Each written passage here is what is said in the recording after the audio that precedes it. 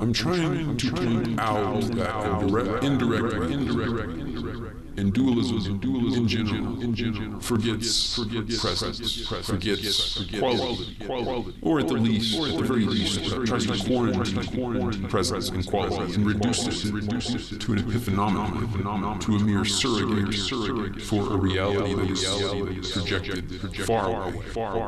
At the heart of this indirect realism is perhaps an understanding of truth as correspondence, a belief in truth is more than situational belief.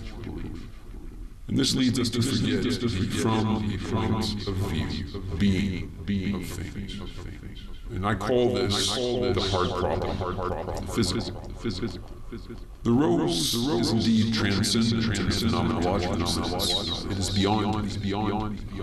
When I see the rose, I do not enclose the rose entire in my mind, my brain. The rose is present as transcendent. The rose is present as seeable by others. It is beyond. It is in of the world. But what do I mean by that? To me, it means that I can discuss it with others, that others can see it, smell it, and so on. But weirdly, I can't see it with their eyes or smell it with their nose. So I project the presence not only of the world, but the presence not only of the rose, but the presence of the entire world on others. This is what it means for me to think that they are conscious, to think that they can understand the words I say. They have the world pretty much as I have the world. The world has them pretty much as it has me. Like enough so that my words can signify. Now, presence too, as a concept, as a noun, is transcendent. Is your presence my presence? We will both perhaps say that the world is there, or perhaps we'll say yes, the world is right here.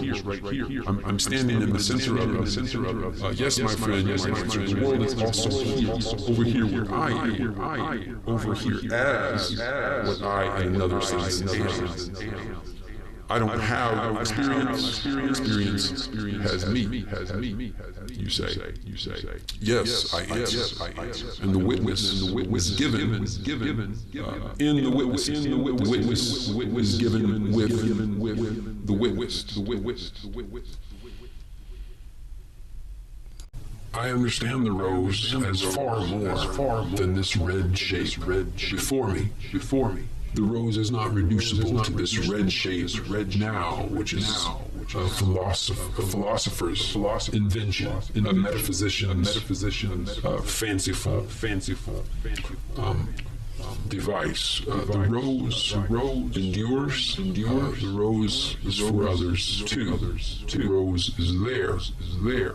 Not in here. Not like my relatively silent monologue is supposed to be or thought to be in here. Some things are indeed relatively inside. Yet I can talk about them. I hear in a strange way my internal so-called monologue, so-called, often as a rehearsed speech for others, what I might say, what I should have said. I hear it like the memory of speech. It too is present. It too has quality. It is not there for others, as far as I know, in the same way that the rose is. Jack and Jill got married after the bucket incident. As the years rolled by, they found to their shock and wonder that they were dreaming the same dreams. At first, it was just the same themes. But eventually, they both dreamed night after night of a conversation with the other. They'd wake up. Each would write down where the other couldn't see what had occurred in their individual dream. Then they'd let the other read. Amazing. The same conversation. After a week or two of this, the shock wore off. They'd wake up, not bother to compare dreams, make coffee. As they sipped their cups of coffee, they'd pick up right where the conversation in the dream left off. So the privacy of the dream world was gone. The dream world was an extension of the shared interpersonal world. And the point is that our classification of presence as public or private depends upon our discussions with other people, what they can make sense of. Now, this has never happened to me, unfortunately. I think it would be amazing. But the point is that one learns from talking with others what is internal or private. Now, likewise, if someone could reliably quote my internal monologue, then it wouldn't be either internal or a monologue anymore. I'd stop thinking of it that way. I'd understand that it is also somehow present for others, just like the road.